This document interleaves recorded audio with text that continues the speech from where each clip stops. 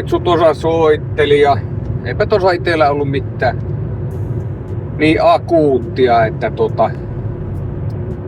käydään vähän auttamassa, silloin se lämmityskennon vaihto siihen Eclipseen, niin käydään kattoo saadaanko me irti se.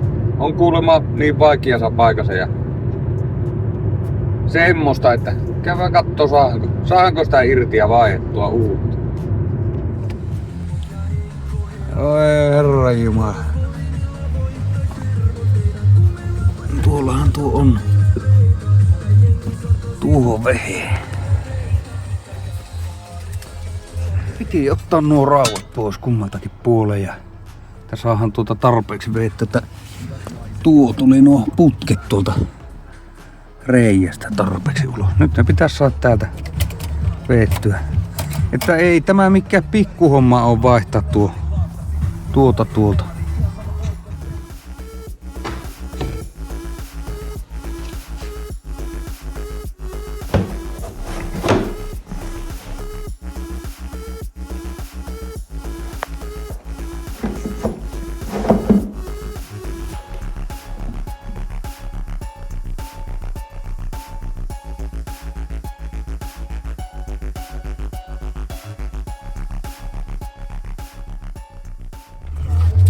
Täällä on mukava muttari täällä.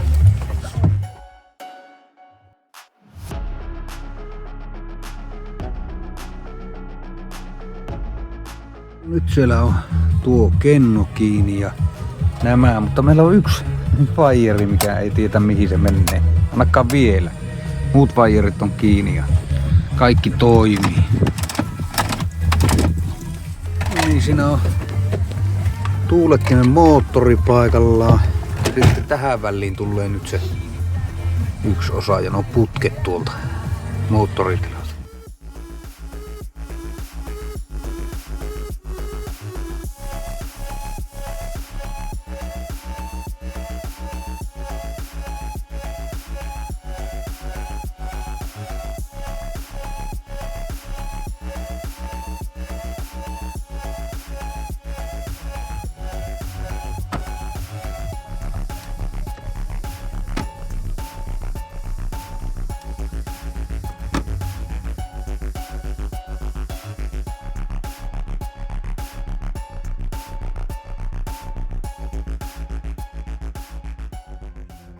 No niin, kyllä se taas tältä päivää. Saatiin nuo